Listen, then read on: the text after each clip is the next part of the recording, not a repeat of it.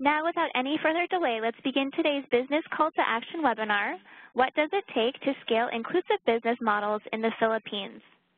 I would now like to introduce your first speaker for today, Tatiana Besarabova with Business Call to Action. Tatiana, the floor is yours. Thank you, Jessica. Welcome, everyone, and thank you for joining us for today's webinar. Like Jessica said, my name is Tatiana Besarabova, and I'm the Knowledge and Partnership Lead for the Business Call to Action. BCtA is happy to be partnering for today's discussion with our partner, the Philippine Business for Social Progress. PBSP is the largest business-led social development organization in the country committed to poverty reduction. We will hear more about the work down the line from our moderator.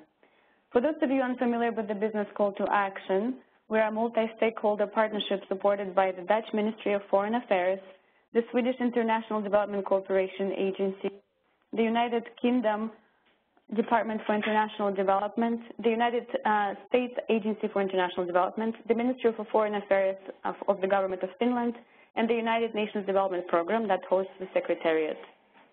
To date, we have 141 companies that have joined the Business Call to Action by making commitments to improve the lives and livelihoods of millions through commercially viable business ventures that engage low-income people as consumers, producers, suppliers, and distributors of goods and services. Our members benefit from the Business Calls to Action's ability to provide a business global leadership platform offering visibility for member companies, the ability to facilitate impact measurement and knowledge capture for inclusive business, the ability to provide linkages to service, finance, and peer-to-peer learning, and finally, the ability to mobilize select country-level inclusive business efforts, which today represents our webinar. As you can see, our members represent a diversity of sectors and geographies, and we are pleased to introduce our two members that are participating in today's webinar. They are the Kennemer Foods International and the PHINMA Property Holdings Corporation. I'm extremely pleased to introduce the excellent panel of speakers today, and these are companies who are leading companies in the Philippines in the inclusive business space. And our speakers today include Simon Bakker, the President and CEO of Kennemer Foods International, Ricky Siton, the VP for Socialized Housing for PHINMA Property Holdings, and it's my pleasure to introduce you to Rapa Lopa, the Executive Director for Philippine Business for Social Progress. Without further ado, I would like to hand it over to Rapa. Over to you, Rapa. Thank you, Tatiana. Good morning or good evening to some of you out there. Allow me just to briefly introduce PBSP and our Inclusive Business Imperative campaign in the context of what we're going to discuss today.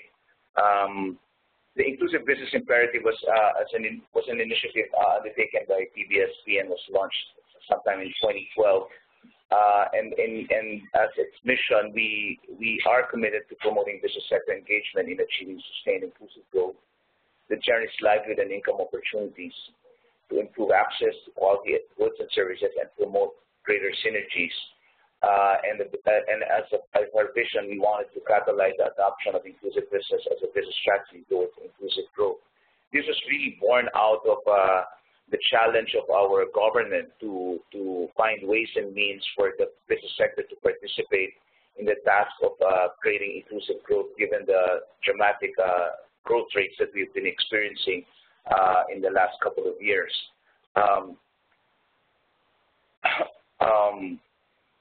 And therefore, in response to that, we decided to look into how do we now harness the business community in the Philippines to really participate actively in the creation of these models.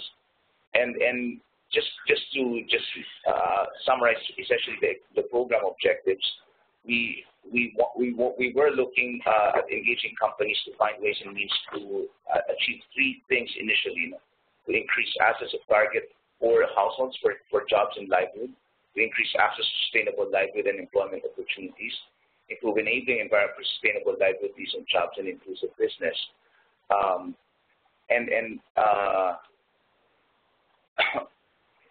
And in the course of doing that, of course, we needed to define what IB and what IB is not. And I guess everybody here today knows that IB, as we define it, is also an evolving idea, an evolving concept, and therefore we don't want to claim that this is the definition or this is the full definition of what IB is. And in fact, the webinar hopefully can also help us further define the description of what IB is, but more than anything, of course, learn from each other how each company, how these two companies have tried to manifest IB in their respective business models. So what we hope to be able to do today is to learn from both our two resource speakers, Ricky Siton of PHINMA Properties and Simon Bakker from Kennemer Foods. These are the two leading companies that have actually fearlessly pursued inclusive business models in the country, given the challenge that has been given by the national government. So without further ado, let me just introduce our first speaker, Mr. Ricky Siton of PHINMA Properties, to explain to you the IB models that they did on socialized housing. Ricky? Hi, thank you, Rapa. Good morning. I'd like everyone to know that Mr. Willie is here with me, joining us in the teleconference. Hi, good morning or good evening, as the case may be. I will be presenting the inclusive business, housing, the base of the pyramid, and basically now our objective has evolved into transforming the families from informal settlers to formal homeowners. To start with,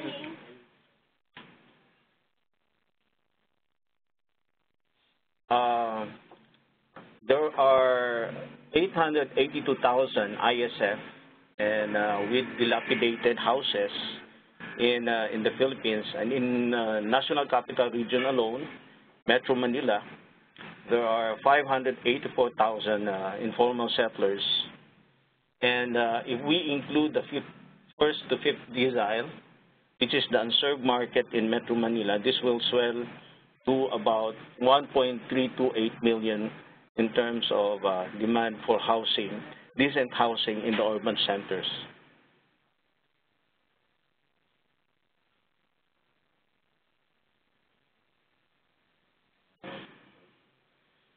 We, in this inclusive business undertaking, we have the following types of projects that we enter into to serve this market.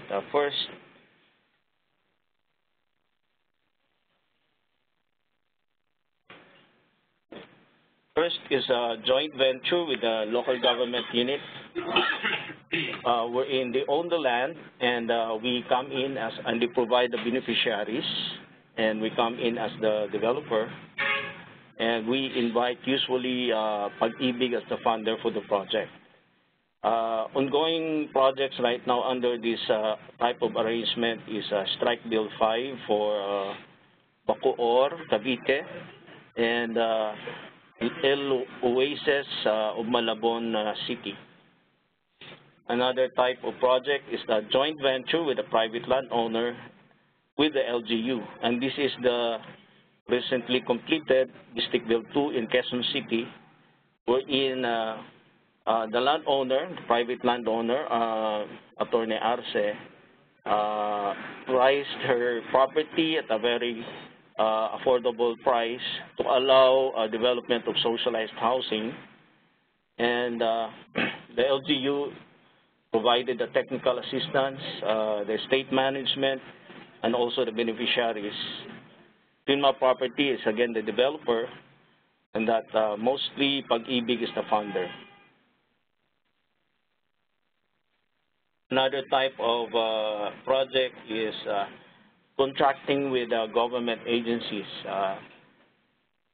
ongoing project and almost completed is the National Housing Authority project in San Jose del Monte, Pleasant Hills. This is a 674 medium-rise housing, 5-story walk-up, wherein the National Housing Authority is the landowner and the project owner. They also provide the beneficiaries. Most of the beneficiaries are coming from the waterways and the danger zones in Metro Manila. And the role of PPHC is strictly contractor in this case. Another type of arrangement is the socialized housing economic development. This is a project in Bakker, Cavite, Strike Bill 4, where PHINMA Property is the landowner as well as the developer, and it is being developed and offered to the employees as well as Pag-ibig members in the area. And Pag-ibig is the funder of the project. We usually target 100,000 peso markup per unit as our baseline in going into the projects. Another feature that we always introduce in almost all of our projects is the community development and state management.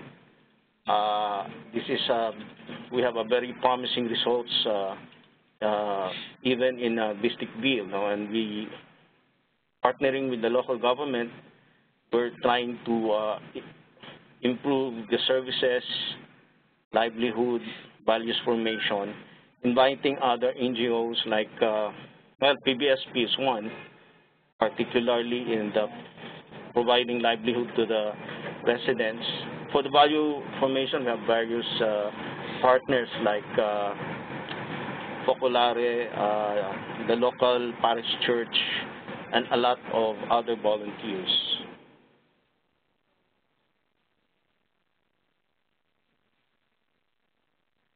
Well,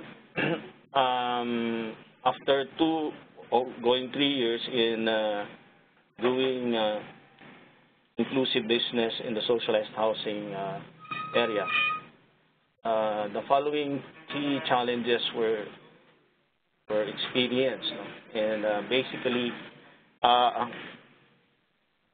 with respect to scaling up the IB business for housing, first is access to land. Particularly on-site and in-city development. So most of the land are with settlers already, and since they are considered to be prime in location, the price is very high, or it's within the danger zone, or in the no-build zones or waterways locations. Another challenge is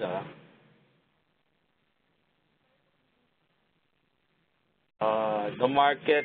Most of this is the informal income earners. We're talking about the vendors, street vendors, jeepney drivers, tricycle drivers, who has no credit record, no access to home financing, and no stable livelihood, meaning erratic income.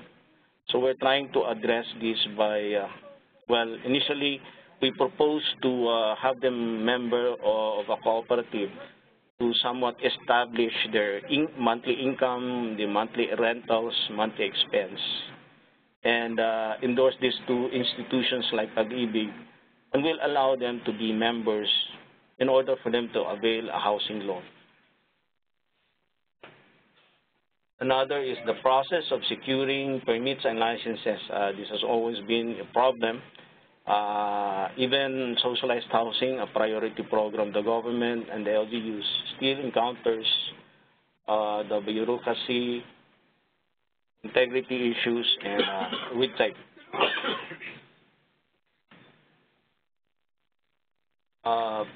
Project cycle, since this is considered to be a pilot as far as a inclusive business, we right now it's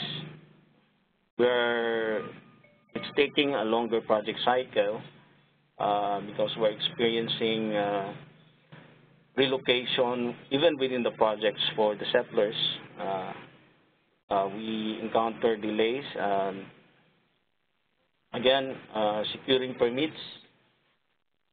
There are new housing loan programs introduced by the government, like SHOP-C, the HDH, or the high-density housing, but it's still in the infant stage, and it's considered to be on a trial and error basis.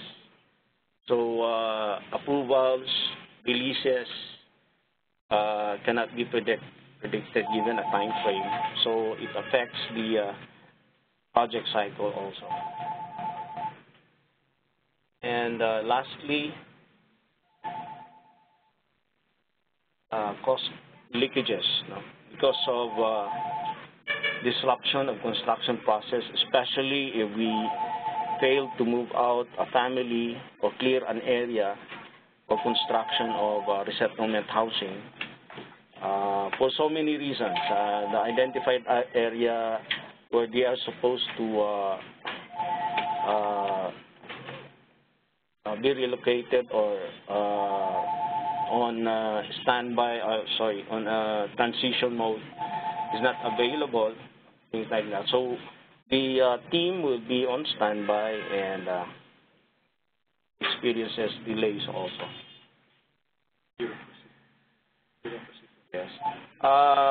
I'd like to highlight or emphasize that with respect to bureaucracy, LGUs takes longer than normal to decide and accommodate or support the project in terms of approvals from the council, securing building permit, development permit.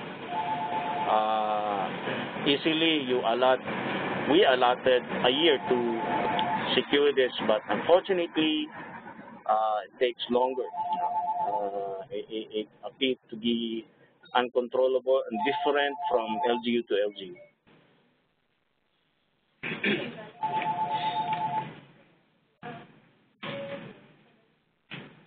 Long payment cycle. Unfortunately, especially on the review and acceptance at the ground level, project engineers, it takes a longer process to have a certificate of payment before it's being forwarded to the head office for processing. So again, taking a longer time would definitely affect the construction progress of the project. So basically, that's all about my presentation. And any questions from the participants that we need to address? Ricky, maybe it would be helpful if you can share a bit of how your project has actually impacted the lives of these families, and what is the status of the different projects that you have right now. Well, as I mentioned, we evolved in terms of program of changing the lives of the informal settlers into a formal homeowner. In the case of Bisticville, about of the 600 settlers, about 200 were accommodated in the project. And I'd like to share to you the good news that most of them have really evolved, and there's no trace of being an informal settlers. They have now, I would say, stable income. They're very active in the community activities. They're managing properly the cooperative, which got the registration lately. Most of their children are getting the right education.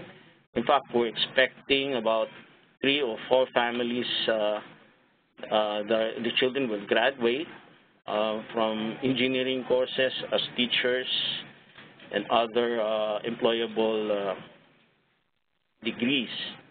So this encourages us to work on the transformation. And Bisticville, for the logged-in notes of the visitors receive about more than 2,000 visitors coming from different countries, coming from other ISF communities. And I let the former ISF engage and talk to the other ISF communities. And no fail, they're always encouraged. They always have hope after the visit and would always request to take a look in their area and maybe we could do something about it. So we do have a list already of areas identified. We hope to be able to determine the problems and hopefully address it and be able to find solutions also. Yes, thank you. Ricky, if you may also share to our attendees, what was the comparison of what was the situation of the informal settlers prior to the project, prior to your intervention? How much were they paying?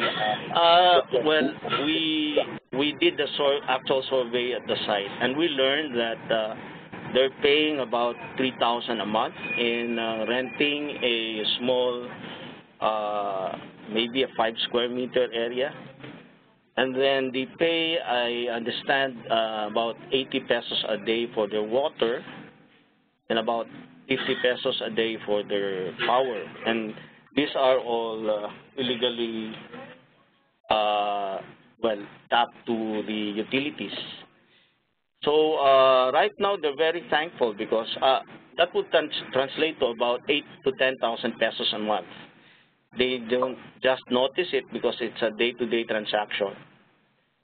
But when they were able to move in a secured area, a well-planned, concrete roads with drainage, with sanitation, with security, and with their own house, they only spent $2,400 for the housing, and that's ownership, it's not rental. And then their power is about 200 pesos a month, and their water maybe another 300 pesos. So that's reduced to about 3,000 a month. And these are all legit with receipts, and they have an address. They receive monthly billings. So it really changes their perspective in life. So I think that's the major financial impact to the informal settler families. Okay, so that was a very deliberate business plan or business model of PHINMA property. In other words, maybe so for the benefit of our attendees, Willie is there. May I ask Willie if what was the vision of PHINMA Properties in undertaking this kind of business, and is this something that is just a one-off or just a project, or is this really at the core of what the PHINMA Properties business model is? First of all, we were working very closely since the mid-90s with the Quezon City local government unit, and sometime towards 2013, we were talking to the mayor, and he was telling us about the problem, about this problem property. It was also at that time when we were expanding and we had some excess forms that we could use. We thought it might be a good idea to be able to do two things at the same time.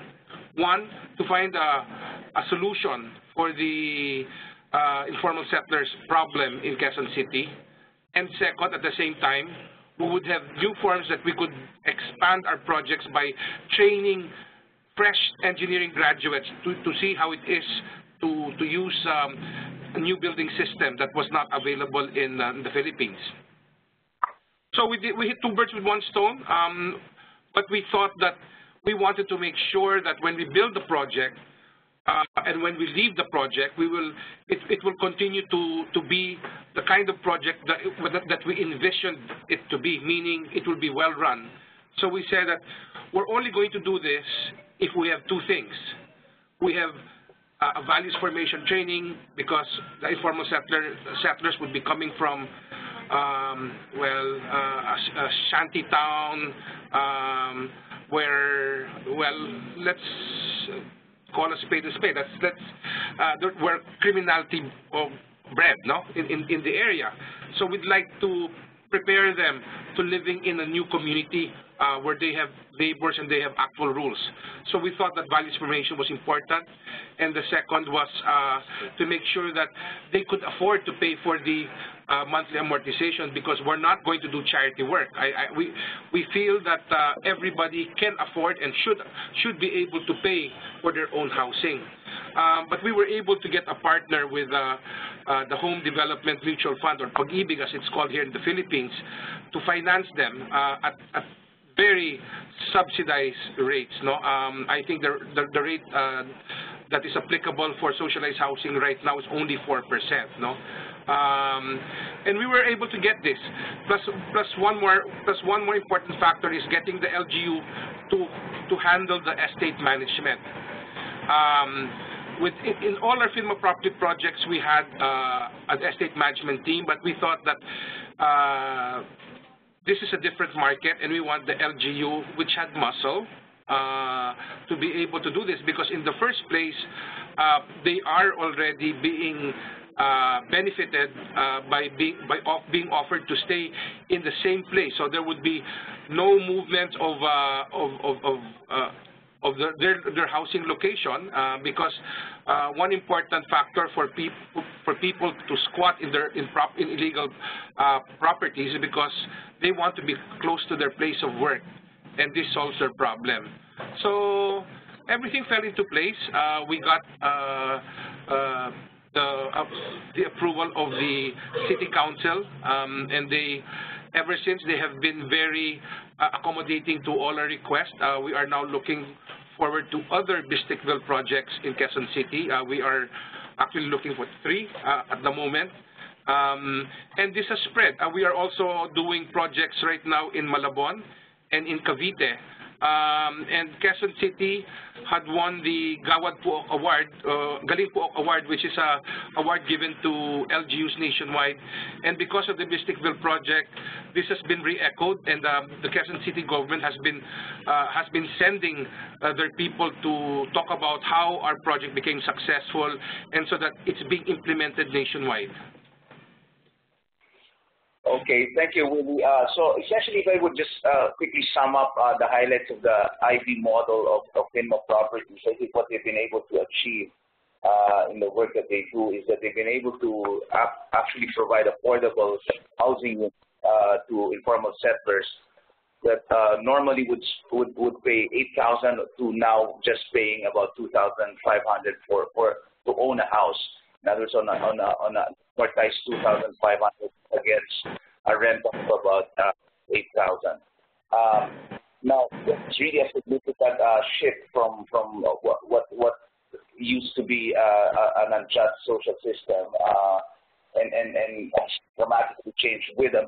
And what's good about it is that how the way PHINMA has undertaken it is that it has allowed PHINMA to actually earn a decent margin for even doing that particular model. And other than the housing, of course, it has already also improved amenities as well as access to basic utilities that are more affordable compared to the previous arrangement. So maybe I'll allow the attendees to ask their questions later so that we can proceed to the next presenter, so that we can now look at how IB is implemented in the agribusiness space here in the Philippines. So if I may turn over the mic to Simon Bakker of Kennemer Foods. Simon? Yeah, thank you very much, Rapa, and good morning and good evening also to all the participants. Thank you, Willie and Ricky, for a very interesting presentation. Yeah, to tell you a little bit about Kennemer Foods. maybe I have just a few slides. I'll just first tell you a little bit about our business. No? So Kennemer Foods is an agricultural company. We buy cacao. Ideally, we buy fresh beans from farmers. We ferment, we dry them. We work with large confectionaries such as Mars, and we send them to the beans, really to the factories in Malaysia for processing into cacao butter and powder, and from where on they continue to the confectionery factories of our clients. The reason why we don't do the processing in the Philippines partly is because the volume of beans that we run is not that as big as we want, and this is kind of the issue we faced. You know, we have good quality cacao, good small, you know, mostly produced by smallholder farmers, but our clients really are looking for significant more volume, and so the issue we face is like, how do you really get production up? Traditional models that have been practiced in the Philippines by the government has been more around sharing, you know, free planting material, maybe some training, capacity building type of interventions with farmer groups. But to be fair, over the last 10, 15 years, they haven't really led to an increased production in cacao. So if you kind of, you know, going to the next slide, if you look at the building blocks, so to say, of growing an industry from almost, and not from scratch, but yeah, in many areas really, you know, a non-existing industry, it requires a number of things, right? The thing that you don't have here is you need to have a good environment. And so the Philippines, it's a tropical country. It's in the zone, the tropical zone where cacao is grown, ideally. Secondly, cacao to grow well needs a little shade, and we have a lot of coconut farmers. In fact, you know, the Philippines has about, I forgot, maybe about 9 million hectares of agricultural land, 3.5 million of which are planted with coconut. So it's the largest crop. Coconut typically is planted fairly wide. You can only have about 100 trees per hectare. It leaves enormous amount of space underutilized. There is some intercropping, some banana, but not really on a consistent basis. So I would say 50% of the 3.5 million hectares has nothing intercropped. And coconut farmers really earn very little. They're some of the poorest people in the Philippines. So we have good agronomic conditions. We have a lot of smallholder farmers. If you want to grow an industry, you need these components. You need quality planting material. You need, of course, farmers need to know there is an ongoing access to the market. Cacao is a long gestating crop. It's going to take several years. So if you plant it, you want to be sure the market is still there when you start harvesting. Of course, you need training, knowledge, right? Cacao is a little bit of a technical crop. It's a lot more complex than growing coconut. And you need the right type of inputs and, you know, materials to manage diseases. But at the heart of it all really is you need smallholder financing. And without financing, you are basically reduced to waiting for government, you know, handout programs. And so we worked with initially really a government bank.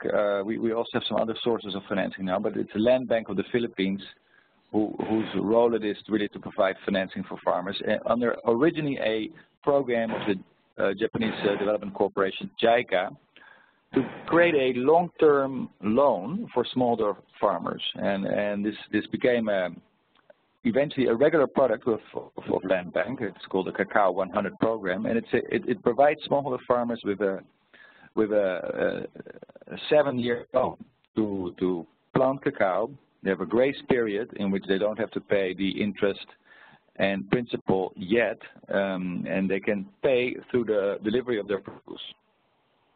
The loans are facilitated through co-ops, rural banks, even local governments at times. So we have facilitated these partnerships.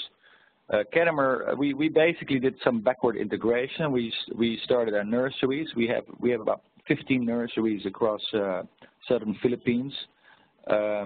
We hired a lot of technicians, really worked on, kind of best practice protocols that we took from other countries and from our partners, and really have a kind of a hand-holding model. The issue, I think, an industry like this faces, if you want to work with smallholder, base of pyramid producers, so to say, smallholder farmers, is that while some of these elements, there may be a smallholder financing program, there may be some input somewhere, very few farmer groups or communities can pull them all together in a consistent program. So we really realized we have to offer almost the whole value chain in order to make this viable and accessible. So we go to the next slide. This, in a nutshell, sums up our program. So what we do is we work with farmer groups that have good economic conditions, have expressed an interest in planting cacao, predominantly intercropped with coconut.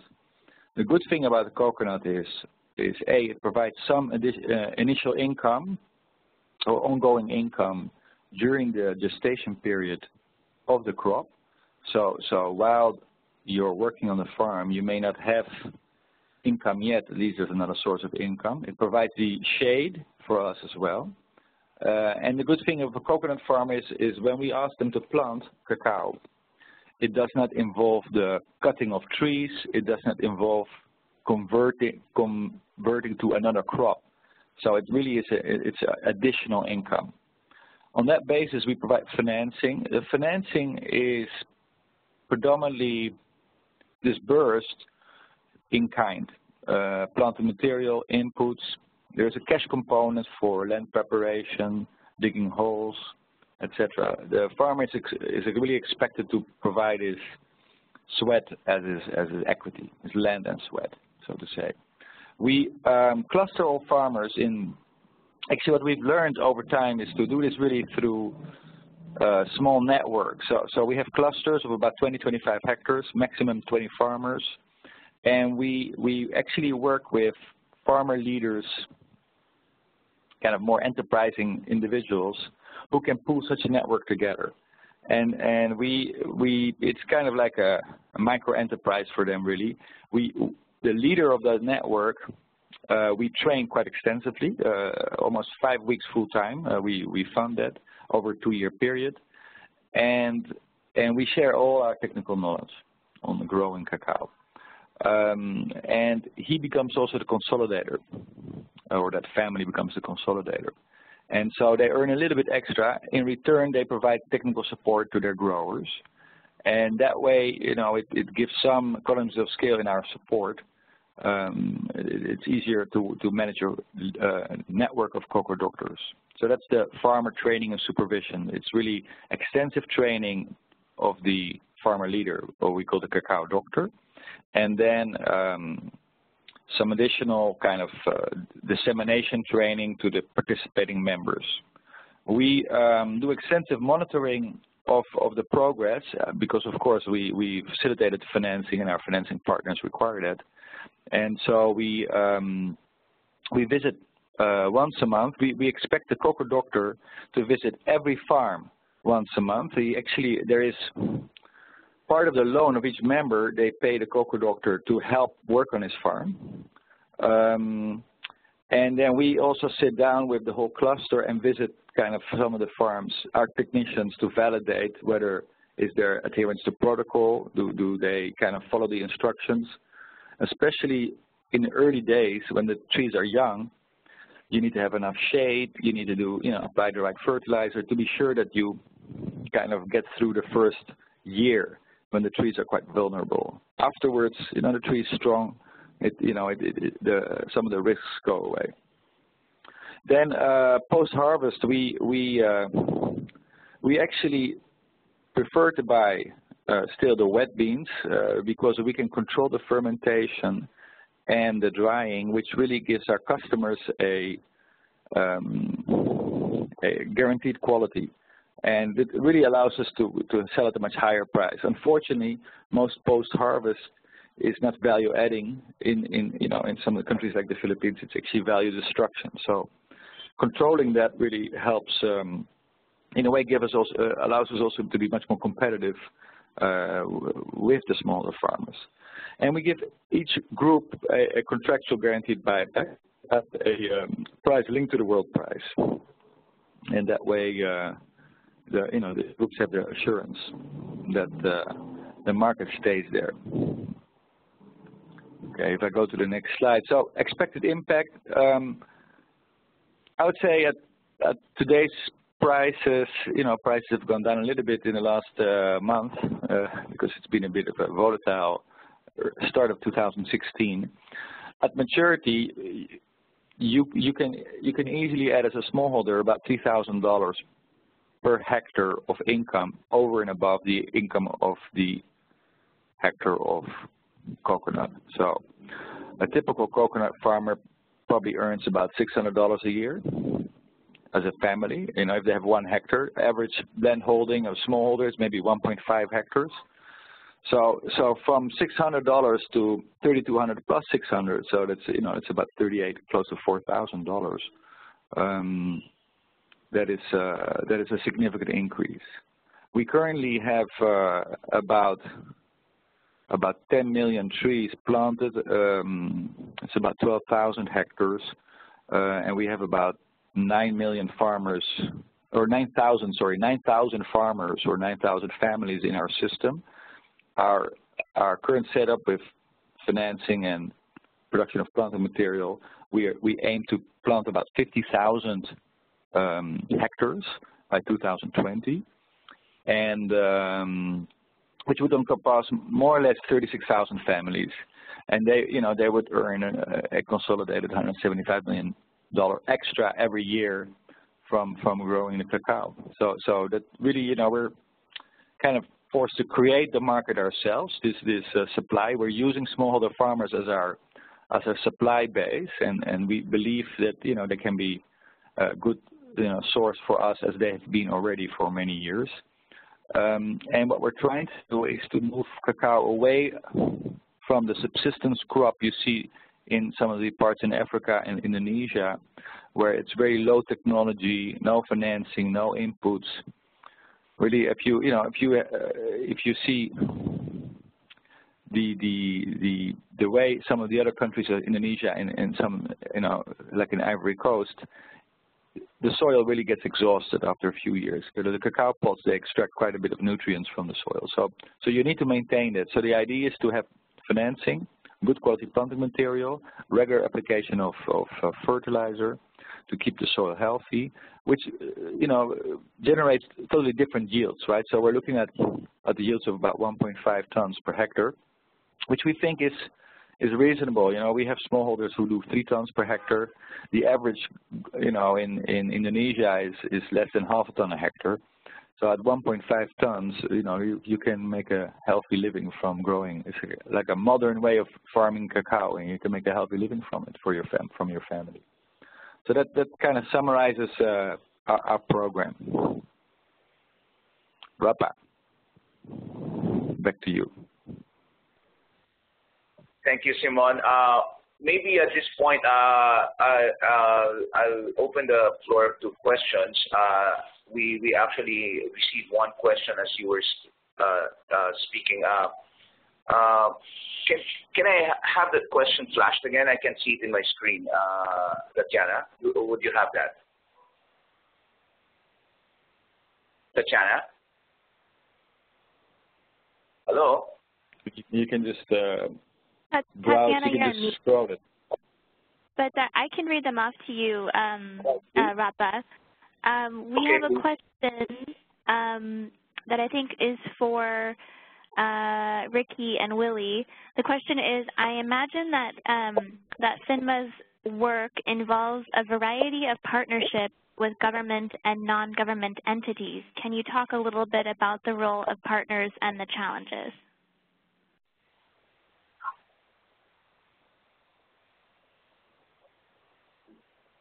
And Ricky, you're on mute. Let me just unmute you here.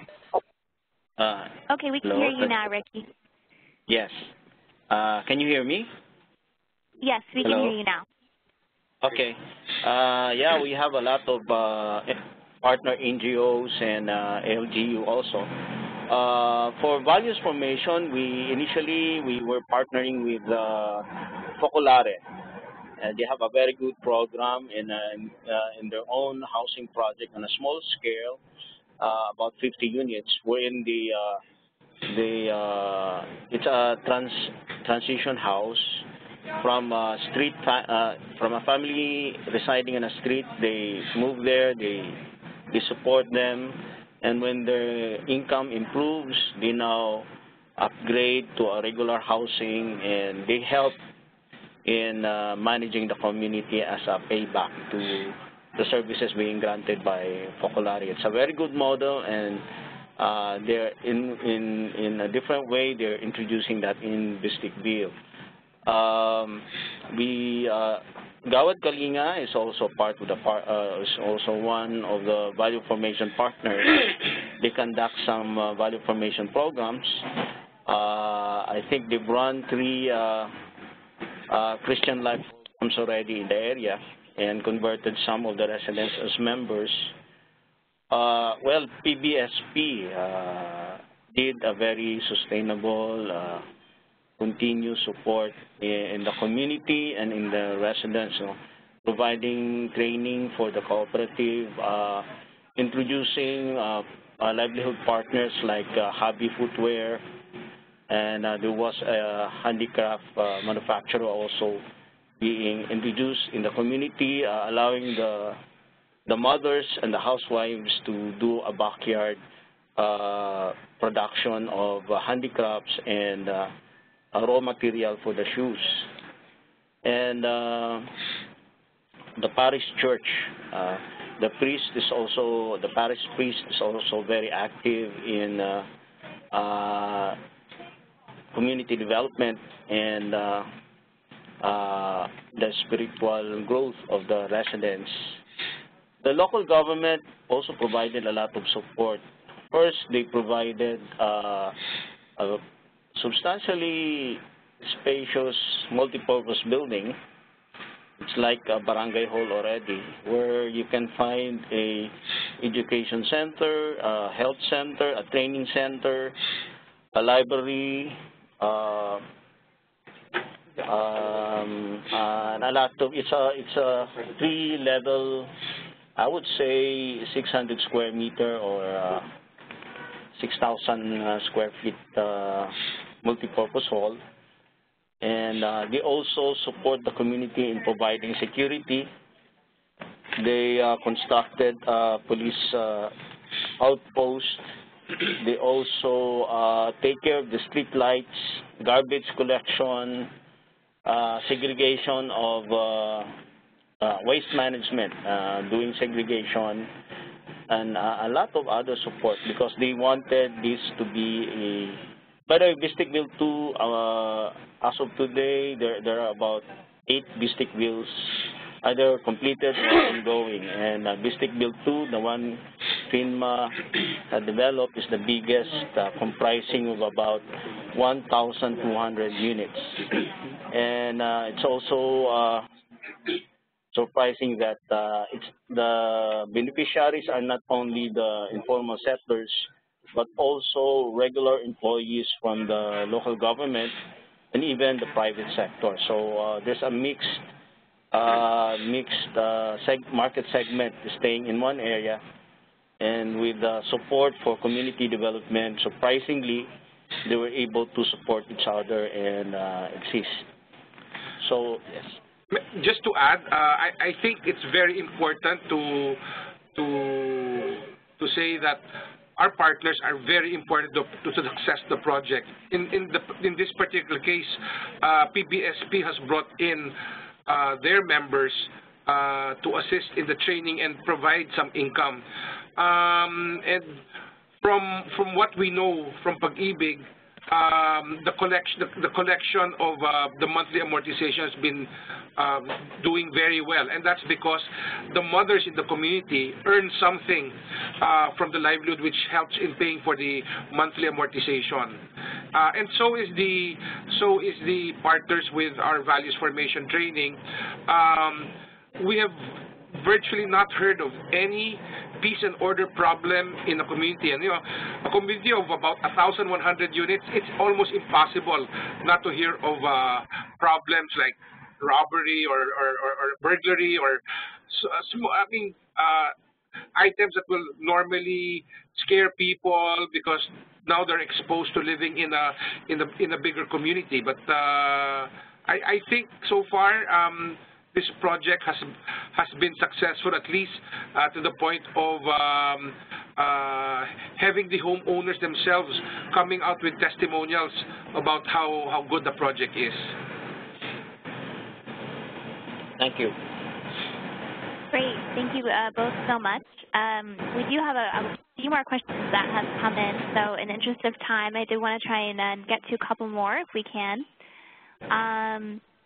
Our next question is from the Mindanao Development Authority, and their question is, we are interested in deepening the role of cooperatives in IB, as also mentioned in the presentation. How do we plan to effectively engage them meaningfully such that farmers are economically and socially empowered? I'm not sure who wants to take that one.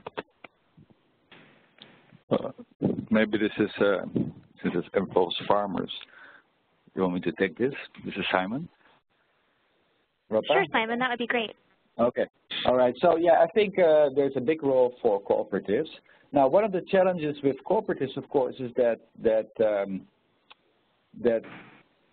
very successful cooperatives in the Philippines often become credit institutions, right? And their main product becomes either microfinance or really credit only, right? And I think I think the challenge for the cooperative now is for a successful cooperative to also work on livelihood programs, such as, the programs that we do, but, could be others as well, to organize production, really to organize agronomic production. And I think that is where cooperatives can play a lot larger role in terms of, doing agricultural financing. It's surprising, one thing is interesting, it's surprising how many co-ops that are successful in financing do not do any agricultural lending. Right, and so the idea really is that I think more agricultural production loans with supporting systems should be set up so that, yeah, in a way, a co-op could run a program like what we do by themselves, with a buyer, right? And they can do that for cacao, they can do that for coffee, or for a vegetable crop, or whatever. So I think there's a role, but I think there's, some there's some moving away from credit only. Right, to successful production models. Okay. And then maybe the next question. Shall I just continue? Since it is a question for Simon, says here, what actions can companies like yours take with the IB space to combat the threats within the cacao sector, like climate change and low productivity, like multi-stakeholder partnerships? Yeah, I mean, climate change is it's an interesting question. Climate change, how does it affect us? Well, really the way it affects farmers is weather, weather unpredictability increases, right? So you have periods with potentially long periods of drought are more likely to happen, and they can have a big impact on productivity. So the main way that we see for our growing communities, the way to combat that really is to move to irrigation, right? If you have secure access of water, you really know that regardless of what happens, you can actually support your crop, and your trees won't. If you have 6 months of very dry weather, it won't die. That of course means higher capitalization. Also, it makes things a bit more expensive. But that's probably worth it, even for a financer like the way we arrange the financing. We do also some of our own financing. I'd rather have a farm with irrigation with a bigger loan, you know, but with a lower risk profile than doing, sometimes it's better to invest a little bit more. And one of the things, many of these sectors, if they do investment into productivity, it's often very low capitalization. So I think having a higher capitalization per farm, planning for all eventualities and having systems in place like drip irrigation and maybe moving also to fertigation from there, you know, really increasing productivity that way is the way to go. I think, you know, we need smallholder farmers need to become more professional farmers, you know, and there's, you know, one farmer at a time. We need to work on that.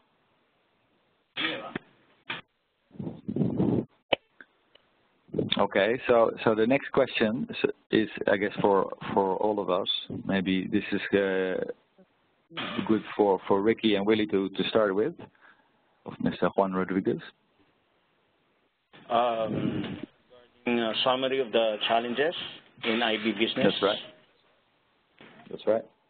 Yeah, for the housing industry, it's really considered to be a new undertaking, and well, I would say PHINMA took the risk in entering into this type, servicing this type of market. But given the volume, we see we can still see make it feasible, serving this bottom of the pyramid at the same time make a decent income from this. But it takes a lot of efficiency, regular programs with government support, incentives to in order for shorter delivery of housing to this sector. So it's really, we would need support from best practices also from other countries servicing the same market, and maybe some programs from other countries and learnings can also be shared and practiced here in the Philippines. Well, the challenges that I see is something endemic with us already. Ricky had mentioned about the bureaucracy. It really takes time for the LGUs to get the approval process, but I guess it's part of the system. They just want to make sure things are doing right, no? Because people might think it's always political and things like that. But also, we also had faced some challenges also from the informal settlers themselves, because maybe because this was a first project, they were worried about what we promised, and it took time for them to move to the side. And because of that, we had to wait a while before we can start the construction, because it had to take the LGU to try to convince them to move to the side so that we can build. Otherwise, the space will not be buildable. To the other, my colleagues in the housing industry, I guess once they see that you can become efficient in constructing, then you can see your profits coming in. Our margins are not big, but because of the volume, it is substantial. And in fact, for this year, we are pinning our hopes on the socialized housing division being led by Ricky over here to provide a major portion of the income. As we keep on telling people, it's not charity, and this is part of our business model to serve the bottom of the pyramid, to serve all markets of the industry. We are into the affordable, we are into the upper middle class as well. So we've made it our business. Thank you. Okay. Thank you. So maybe on our side, I would say the main challenge, and I think, this is all, I think what you already mentioned, Willie and Ricky, right? It's multi-stakeholder, it was earlier mentioned. I think for us, a smallholder farmer, what really is the challenge of scaling up is, besides, of course, availability of financing and other stuff, it's really getting the smallholders in the regular economy. And one of the key parts of that, I think, is payment systems, right? So easy to open a bank account, easy to get money, easy to pay money, whether it's mobile money without too many P's, right? You know, many of the ways that we collect money and pay money right now are controlled by certain companies that, you know, actually the charges are quite high, right? And so I think having easy and cheap ways for payments to be made already, you know, takes a lot of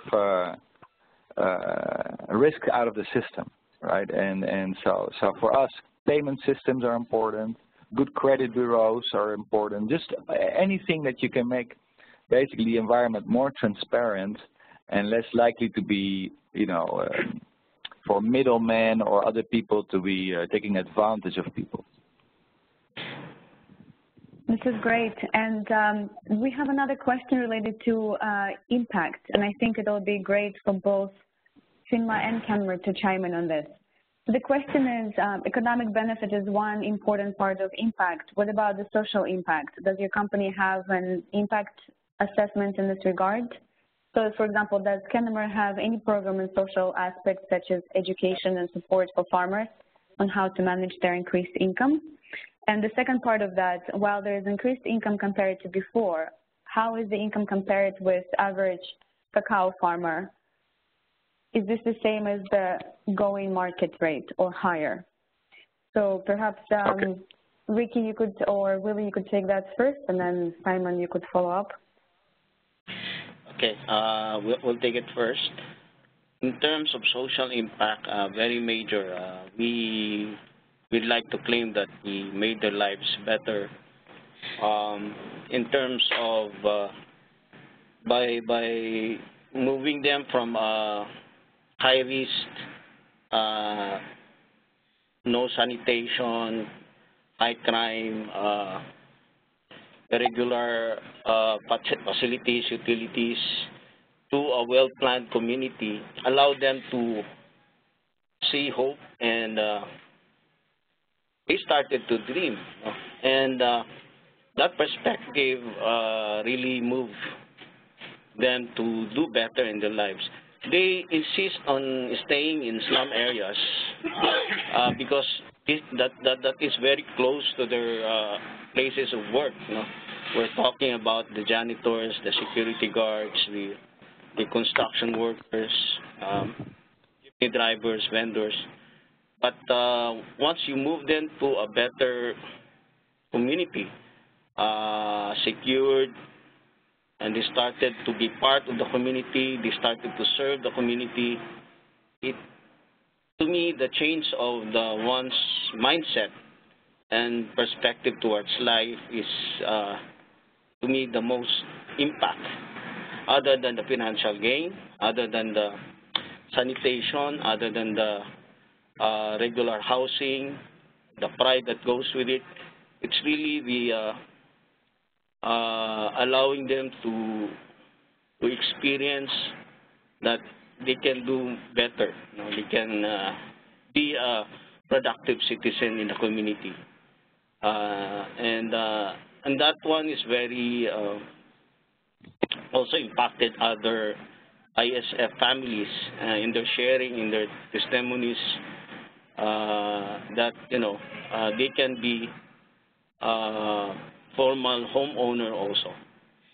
So this one drives PHINMA, or challenge PHINMA, to find better ways of delivering this type of projects.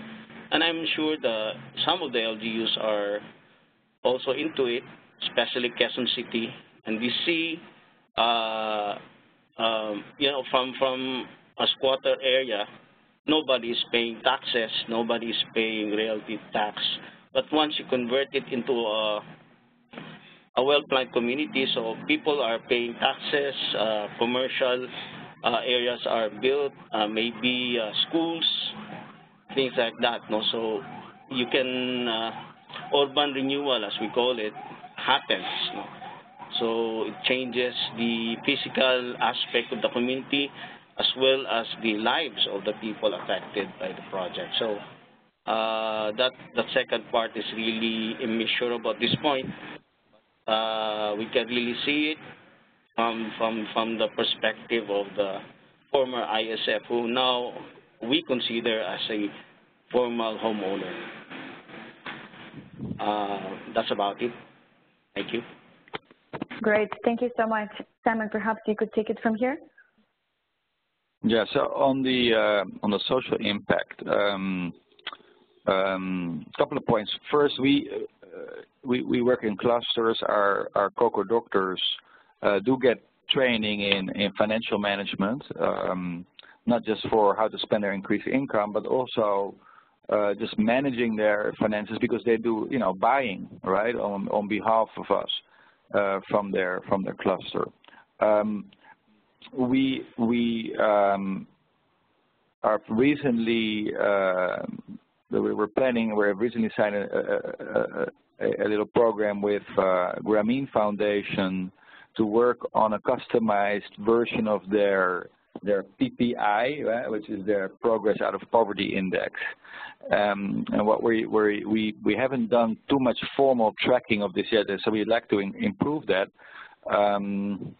And the idea really is that the PPI index, the indicators that we are going to kind of zero in on, like we're going to customize a little bit for our environment here in the Philippines, that they be gathered as a standard in our kind of operating environment, and so we can actually do that for all our farmers, not just for a subset. And I think, yeah, for us it'd be an interesting challenge to develop more programs as we see, if other things need to be done for farmers, how to manage their money. So that's an interesting point. The second question, is there increased income compared to before, and how is this income compared with the average cacao farmer? Yeah, certainly. I believe we have, it's like we have increased the price of cacao. As we increased the price of buying, as we started really actively buying, of course, other parties have also somewhat followed, and so overall, I would say 10–15% compared to, like, I think before the average buying price was, to give you an idea, right? In Africa, given the taxes, the farmers get about 50% of world price. I think in the Philippines it used to be about 75%, which is similar to Indonesia, and we're buying right now 85–90% of world price. It has also to do with the trading of the quality of the cacao, right? So typically a lower quality unfermented cacao trades at a discount to the world price, plus shipping, etc. So as you improve your quality, you automatically can command a higher price vis-a-vis the world price when you do trading. But I think the more important aspect of increased income, I mean, price is of course very important, and 10–15% is a lot. But the bigger one is yield, right? And so if you compare our farmers to the traditional farmers, if you have a half a ton, 500 kgs versus 1,500 to 2,000 kgs per hectare, that is really the big impact. That's where really the difference comes in. So there is a big impact from farmers with our program and outside, and also, so not just the new, but also compared to, existing farmers. And yield really is a strong, driver of that. If you get the yield up, suddenly also, if even temporarily the price goes down 10–15% in the world market, if your yield is 1,500 to 2,000 kgs, you can handle a lot more volatility, so that, it makes a less stressful life. Great. Thank you so much. And we have just one more question, and in the interest of time, I think it'll be our last one. And the question is from ZY Chon. She says, ZY, I'm speaking from CSR Asia, and I have two questions. And I think personally, this question could be both for Simon and for Ricky or Willie. So thank you very much for a very interesting presentation. A couple of years ago, we worked on a paper on cacao in Asia, looking specifically at Indonesia and Vietnam, One of the things that came up is that cacao is a plant that requires a lot of tender love and care to grow, and a lot of legwork is done by women. However, many of the multi-stakeholder groups addressing cacao productivity issues do not include women farmer voices. I'm not sure if this is the same in the Philippines. If so, can Simon share a bit more about any gender inclusion type programs that aim at including women voices in conversation? And I think perhaps it would also be very interesting to see if Ricky or Willie can chime in on gender inclusion in the housing sector, which I assume might also be a challenge. So I'm opening the floor to either one of you to take it. Okay. So briefly on the cacao, to be honest, we don't have a conscious gender inclusion focus. We work with farmer groups, interested parties who want to, originally we actually were the ones to form the clusters and chose the leader. But, we've learned over time it's much better to just let leaders come forward and let them form their own clusters. But interestingly enough, a lot of our new cluster leaders are women. And, maybe as percentage still, we get from 5 to maybe now at the new rate, maybe about 20%. But that's still, we see a significant increase in women cacao doctors. So it's interesting for us to observe if they do better. You're absolutely right, ZY, that cacao needs TLC. It's a crop that needs some knowledge. And obviously, we believe women are, our current women farmers are very successful, and we believe that it's a good group to continue to focus, specifically on women farmers. So it's more kind of what we see happening in the market now, and it's not something we consciously aimed for, but it's an interesting point. Great, thank you so much. And perhaps we could ask Ricky or Willie to chime in on the housing sector, which I assume might also be a challenge for gender inclusion, but it would be very interesting to hear your perspective. Just like Simon, we were not conscious about the gender, well, we talked about including the mothers in the community for the livelihood projects. In a previous project, also the housing project, we partnered with the Holcim Foundation.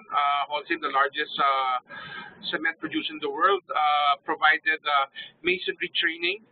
And we invited the menfolk of the community to undergo this training, and we brought in a government testing group. And if they passed the test, PHINMA Properties would hire them. And we did this in 2007, and a lot of them are still working for us. As I said, all our projects are done using a building technology, and therefore there's a great need for us to hire masons. So that's another way.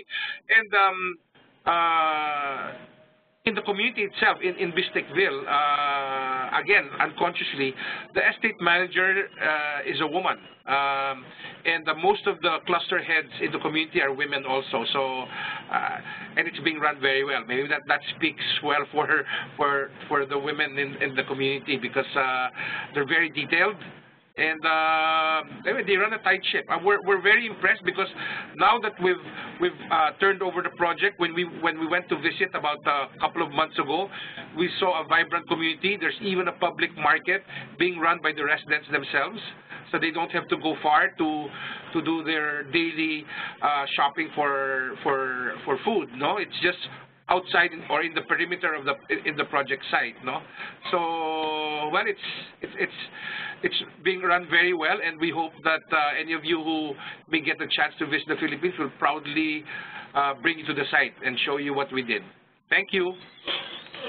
Thank you very much for this wonderful answer. And unfortunately, I have to wrap up our conversation today, because we've actually already over time, but it was an extremely interesting and engaging conversation. Thank you very much to all of our speakers, to Rapa for excellent moderation, and to all of the participants that have joined us today and submitted their questions. We will have the recording available both at the Business Call to Actions website and the PBSP's website, as well as the inclusivebusinessimperative.org, which is also the website that has a lot of resources and a lot of information about how to scale your inclusive business ventures specific to Philippines. So again, thank you very much, everyone, for joining us today. And if you have any questions, feel free to contact us. And we'll be contacting all of the participants with the recording and with the PowerPoint presentations and the opportunity to continue the conversation offline. Thank you. Thank you.